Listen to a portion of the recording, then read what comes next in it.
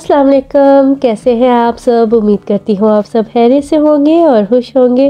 अल्हम्दुलिल्लाह हम भी ठीक हैं और खुश हैं। जैसा कि आपको पता है विंटर में बारिशें यहाँ पे पुर्तगाल में ख़त्म ही नहीं होती, तो आज भी एक रेनी डे है जो कि मुझे बिल्कुल पसंद नहीं है। हाँ में इंसान को लो फील होने लग जाता है। तो भी ये अर्ली मॉर्निंग का टाइम है और आज का दिन बहुत ही बिज़ी होने वाला है आज, क्योंकि हमारे घर में कुछ काम करवाना था। गीज़र ख़राब हुआ काफ़ी टाइम से, लेकिन यहाँ पे प्लम्बर वगैरह इतनी आसानी से मिलते नहीं हैं, तो काफ़ी देर के बाद हमें उनका टाइम मिला था। आसिम के कोई जानने वाले थे पुर्तगीज़, तो उन्होंने आ जाना था ये गीज़र लगवाने। तो है मेरी लाइफ में जो भी काम होते हैं ना, जब से मैंने ख़ास तौर पे यूट्यूब स्टार्ट किया, तो मैं रात को ही सोच लेती हूँ कि नेक्स्ट डे मुझे कौन कौन से काम करने हैं।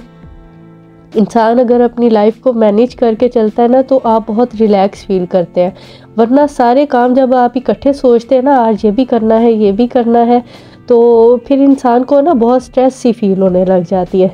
तो अगर एक दिन पहले ही मैं अपने सारे काम सोच लेती हूँ कि मुझे क्या क्या कौन कौन से टाइम पे काम करना है, तो एक तो ये पता होता है कि आज कौन कौन से काम होने हैं, और मैं अपने आप को ना रिलैक्स भी फील करती हूँ।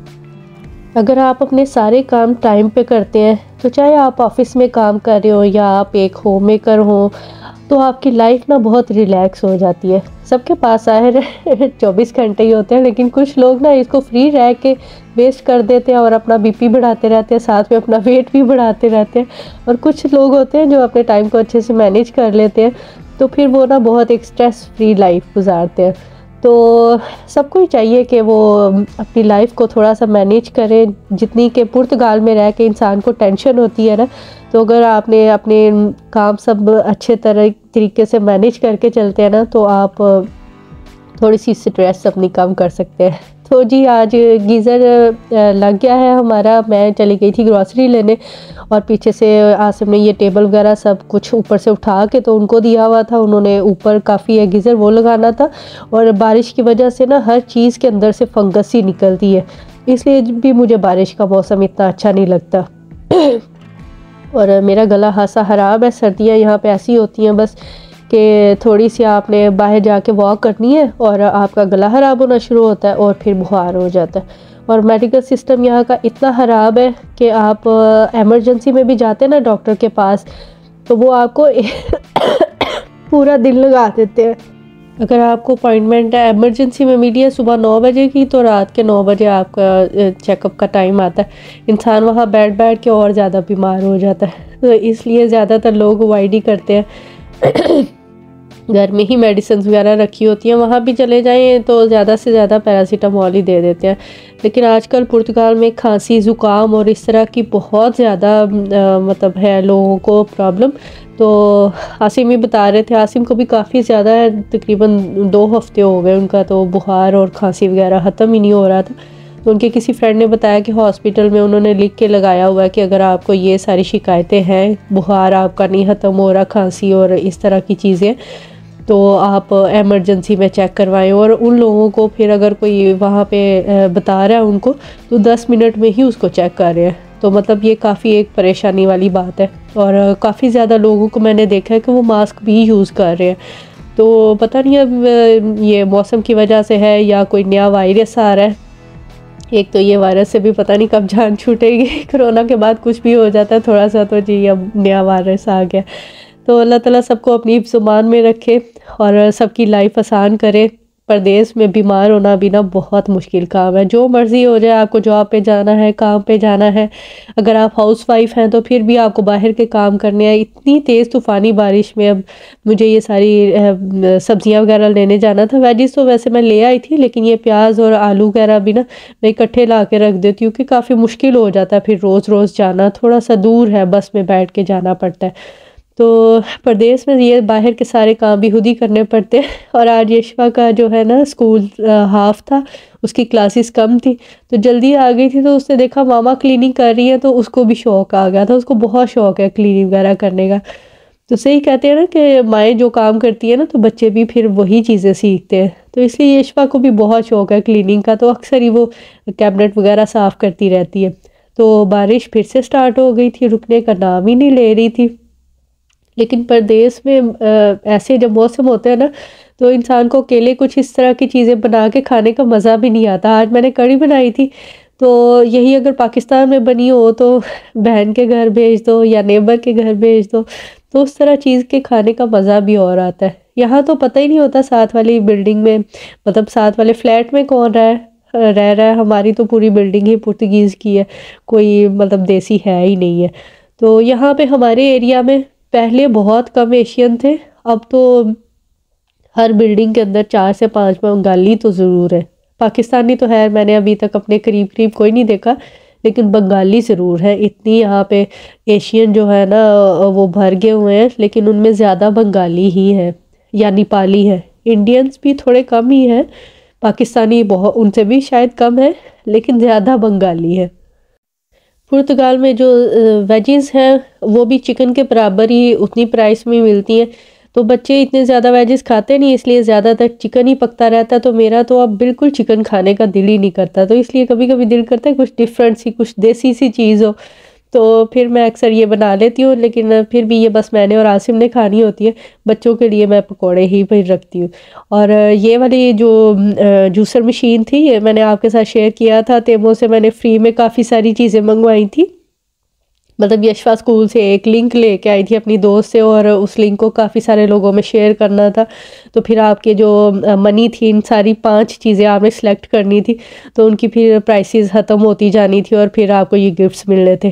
तो मैं उस वीडियो का लिंक भी डाल दूँगी डिस्क्रिप्शन में, आप उसको भी देखिएगा कि कितनी अच्छी अच्छी चीज़ें थी जो कि हमें फ्री में मिली थी। और ये एक खासी हैरान कुन चीज़ थी, और फ्री में जब कुछ मिलता है ना तो फिर बहुत अच्छा लगता है। पाकिस्तान में तो है ऐसा कुछ इंसान सोच ही नहीं सकता, वो फ्रॉड ही इंसान समझता है। तो अभी भी इस पे भी हमें कोई इतना बिलीव नहीं था, क्योंकि पहले कभी ऐसा ना हमने देखा था ना सोचा था। तो खैर ये सारी चीज़ें हमें रिसीव हो गई थी। इतनी बड़ी मतलब काफ़ी सारी चीज़ें थी, तो 2 दिन में हमारा पार्सल आया था। तो अभी यशवा ने फिर जूस बनाया था अपने लिए और मेरा तो आज सारा दिन क्लीनिंग में ही गुजरा था। अभी मैंने जैद को स्कूल लेने जाना था। यशवा का आज कम पीरियड थे, तो इसलिए आज उसको जल्दी छुट्टी हो गई थी। मैं आपके साथ अक्सर शेयर करती रहती हूँ कि यशवा के किसी दिन ज़्यादा सब्जेक्ट होते हैं, पीरियड्स ज़्यादा होते हैं, तो फिर उसको 5 बजे छुट्टी होती है, वरना वो जल्दी भी घर आ जाती है। जिस दिन उसके थोड़ी क्लासेस होती हैं तो फिर वो जल्दी आ जाती है। तो जैद का पिछले साल हमने 5 बजे तक ही था, हमें पता नहीं था कि 3:30 तक भी कर सकते हैं। फिर जो एक्स्ट्रा टाइम होता है उसमें वो बच्चे अगर काम कर लेते हैं, वो उनको मूवीज़ वगैरह दिखाते हैं या और एक्टिविटीज़ करवाते रहते हैं। क्योंकि कुछ लोग हैं वो जॉब करते हैं, तो फिर वो 5 बजे ही स्कूल से अपने बच्चों को लेते हैं। तो हमें इस दफ़ा पता चल गया था कि हम 3:30 बजे भी ले सकते हैं, तो इसलिए मैं 3:30 बजे ले आती हूँ, क्योंकि फिर घर आके बच्चों को मैं सपारा वगैरह भी खुद ही पढ़ाती हूँ। तो जैद जाता रहा है पहले मस्जिद में, लेकिन कुछ इतना खास पढ़ा नहीं रहे थे, इसलिए फिर मैंने नहीं भेजा। उससे ज़्यादा वो रेगुलर घर में ही पढ़ लेता है। ये जो ब्लू कलर की बॉटल में आपको लिक्विड नज़र आ रहा है ना, ये यहाँ पे हर कोई ही यूज़ करता है, क्योंकि यहाँ पे बारिशें होती रहती हैं, कपड़े इतने धूप में डाले नहीं जाते, तो सीलन की वजह से फिर पता है कपड़ों में स्मेल आना शुरू हो जाती है। तो अगर आप जो भी आप लिक्विड यूज़ कर रहे हैं कपड़े धोने के लिए मशीन में डालते हैं, तो साथ आप अगर ये वाला लिक्विड डाल लेते हैं ना, तो फिर कपड़ों से एक बड़ी अच्छी सी खुशबू आती रहती है। तो इसलिए ये बहुत मतलब नॉर्मल सी प्राइस में होता है। तो इसमें इतने ज़्यादा ये होते हैं ना, इसके खुशबुएँ होती हैं, स्मेल्स, बहुत प्यारे प्यारे फ्लावर होते हैं। खैर मुझे तो अभी तक एक की भी नहीं आई, मैं डिफरेंट डिफरेंट लाती रहती हूँ। तो आप ये ज़रूर यूज़ किया करें, इससे कपड़ों से बहुत अच्छी स्मेल आती है। ये ऑयल वगैरह भी ख़त्म हुआ था, जैसे मैं आपसे शेयर करती रहती हूँ कि लिडल से मैं लेके आती हूँ ऑयल वहाँ पे, क्योंकि इसकी प्राइस थोड़ी कम होती है, ये जो कुकिंग ऑयल होता है। और कुछ यशवा के ये जो बॉडी स्प्रे हैं और ये ब्रेड जो है, ये भी हमें लिडल की अच्छी लगती है, तो इसलिए फिर कुछ चीज़ें जो है मैं वो लिडल से लेके आती हूँ। लेकिन सुबह मेरे पास टाइम नहीं था और ये टेबल भी यहाँ से हटाया हुआ था, तो इसलिए मैं अब जैद को स्कूल से ले आई थी, और आके फिर मैं अब ये सारी ग्रॉसरी वगैरह टेबल पे रख रही थी। और अभी मैं बहुत ज़्यादा थक गई थी, लेकिन शाम से पहले मैं ये सारा कुछ इनकी जगहों पे रख दूँगी। इस तरह मेरा जो कल का दिन है ना, वो थोड़ा सा आसानी से गुजर जाएगा।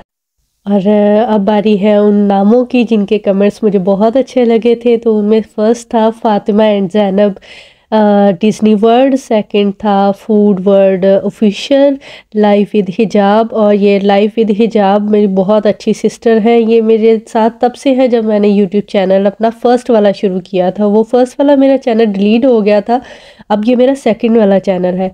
तो ये जब मेरा फर्स्ट वाला चैनल था ये तब से मेरे साथ है। इनका चैनल बहुत अच्छा है, आप उनका विज़िट ज़रूर करें। लाइफ विद हिजाब, ये ब्यूटी टिप्स देती हैं।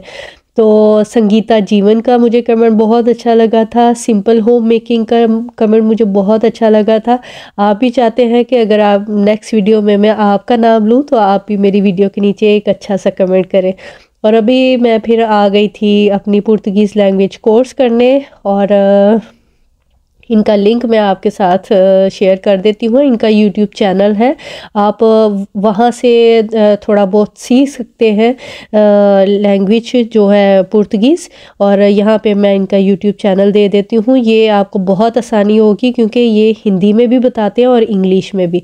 तो ये आपके लिए बहुत इजी रहेगा। अगर आपको वीडियो थोड़ी सी भी अच्छी लगी है तो वीडियो को लाइक कर दें, चैनल को सब्सक्राइब करते हैं। अपना और अपनी फैमिली का बहुत सा ख्याल रखें, हमें भी दुआ में याद रखें। मिलते हैं नेक्स्ट व्लॉग में, तब तक के लिए अल्लाह हाफिज़।